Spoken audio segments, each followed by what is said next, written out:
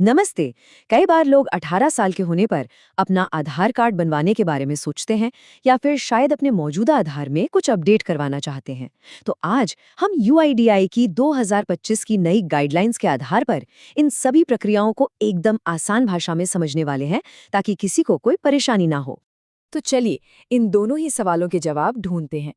चाहे किसी को पहली बार आधार बनवाना हो या फिर अपने नाम, पते या जन्मतिथि में कोई बदलाव करना हो, ये गाइड हर कदम पर सही रास्ता दिखाएगी। चलिए, शुरू करने से पहले 4 ऐसे खास शब्दों को समझ लेते हैं जो इस पूरी प्रक्रिया में बार बार इस्तेमाल होंगे। इन्हें समझना आगे चलकर बहुत काम आने वाला है। तो ये 4 शब्द हैं। सबसे पहला है POI यानी प्रूफ ऑफ आइडेंटिटी, जिसमें नाम और फोटो दोनों का होना जरूरी है। फिर है POA यानी प्रूफ ऑफ एड्रेस, जो भारत का पता साबित करता है। PDB यानी proof of date of birth, और आखिर में आता है POR, प्रूफ ऑफ रिलेशनशिप, जो कुछ खास मामलों में ही जरूरी होता है। इन शॉर्ट फॉर्म्स को याद रखिएगा, हम आगे इन्हीं का इस्तेमाल करेंगे। चलिए अब सीधे बात करते हैं उन लोगों की जो 18 साल के हो चुके हैं और पहली बार अपना आधार कार्ड बनवाने जा रहे हैं। देखते हैं कि उन्हें कौन कौन से दस्तावेजों की जरूरत पड़ने वाली है।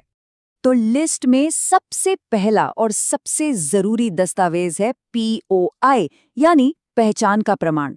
एक बात गांठ बांध लीजिए, इसमें आपका नाम और एक साफ तस्वीर दोनों का होना एकदम अनिवार्य है। अगर इनमें से एक भी चीज गायब है तो वो दस्तावेज स्वीकार नहीं किया जाएगा। तो सवाल ये है कि पोआई के लिए कौन कौन से दस्तावेज चल सकते हैं। देखिए लिस्ट काफी लंबी है, जैसे कि passport, voter ID, driving licence या किसी सरकारी नौकरी का आईडी कार्ड। यहाँ तक कि किसी मान्यता प्राप्त बोर्ड की मार्कशीट भी काम आ सकती है, क्योंकि इन सभी में नाम और फोटो दोनों ही होते हैं। अच्छा, पहचान के बाद बारी आती है पते की। इसके लिए चाहिए POA यानी पते का प्रमाण। ये वो दस्तावेज है जो ये साबित करता है कि कोई भारत में कहाँ रहता है। पते के प्रमाण के लिए भी कई सारे विकल्प मौजूद हैं।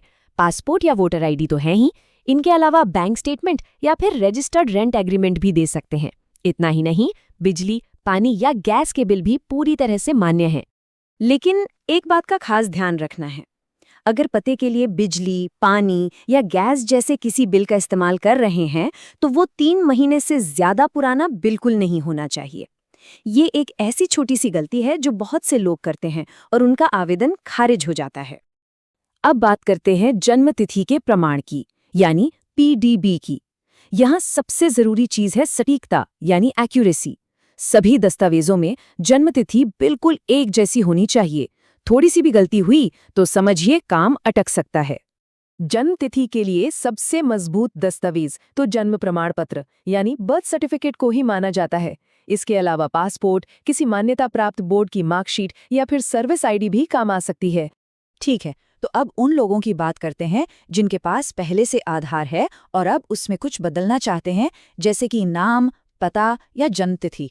देखते हैं उनके लिए क्या प्रक्रिया है। अच्छी बात यह है कि नाम और पता अपडेट करना काफी सीधा और सरल है। अगर शादी के बाद नाम बदलना है तो मैरिज सर्टिफिकेट या गैजेट नोटिफिकेशन की जरूरत होगी, और पता बदलने के लिए, जैसा हमने पहले भी देखा, रेंट एग्रीमेंट या 3 महीने से कम पुराने बिल काम आएंगे। लेकिन आप जरा सावधान, जन्मतिथि को अपडेट करने के नियम बहुत ज्यादा सख्त हैं। असल में सबसे ज्यादा आवेदन इसी वजह से खारिज होते हैं, तो इस हिस्से को बहुत ध्यान से समझना जरूरी है। देखिए, नियम इस बात पर निर्भर करते हैं कि पहली बार आधार बनवाते समय कौन सा दस्तावेज दिया था।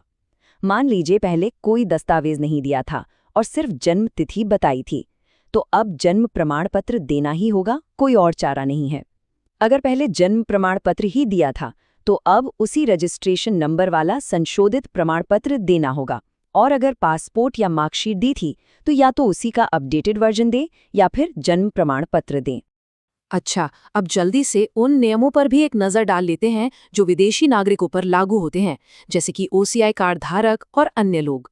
विदेशी नागरिकों के लिए नियम थोड़े अलग हैं। जैसे OCI कार्ड धारकों को अपना विदेशी पासपोर्ट और OCI कार्ड दोनों दिखाने होते हैं। वहीं नेपाल या भूटान के नागरिकों को पासपोर्ट या नागरिकता प्रमाण पत्र में से कोई एक देना होता है। यहाँ एक और बहुत ज़रूरी बात है।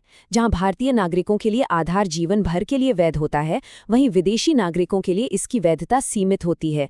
ओसीआई और नेपाल, भूटान के नागरिकों के लिए ये 10 साल तक वैध रहता है, जबकि अन्य विदेशियों के लिए ये उनके वीज़ा की समाप्ति तक ही मान्य होता है। चलिए, अब इस पूरी चर्चा का सार निकालते हैं और कुछ सबसे ज़रूरी और याद रखने वाले पॉइंट्स पर नज़र डालते हैं। इन्हें आप गोल्डन रूल्स भी कह सकते हैं। तो ये 5 सुनहरे नियम हमेशा ध्यान में रखें। पहला, पासपोर्ट एक तरह का सुपर डॉक्यूमेंट है जो कई जगह काम आता है। दूसरा, पहचान के प्रमाण में फोटो होना ही चाहिए। तीसरा, कोई भी बिल 3 महीने से ज़्यादा पुराना न हो। चौथा, जन्मतिथि अपडेट के लिए जन्म प्रमाण पत्र सबसे अच्छा विकल्प है। और पांचवा, विदेशी नागरिकों के लिए आधार हमेशा के लिए नहीं होता। तो अब सारे नियम सामने हैं। सवाल यह है कि अगले आधार से जुड़े काम के लिए जरूरी दस्तावेज तैयार हैं या नहीं। उम्मीद है इस जानकारी का उपयोग करके दस्तावेजों को इकट्ठा करने और पूरी प्रक्रिया को आसान बनाने में मदद मिलेगी।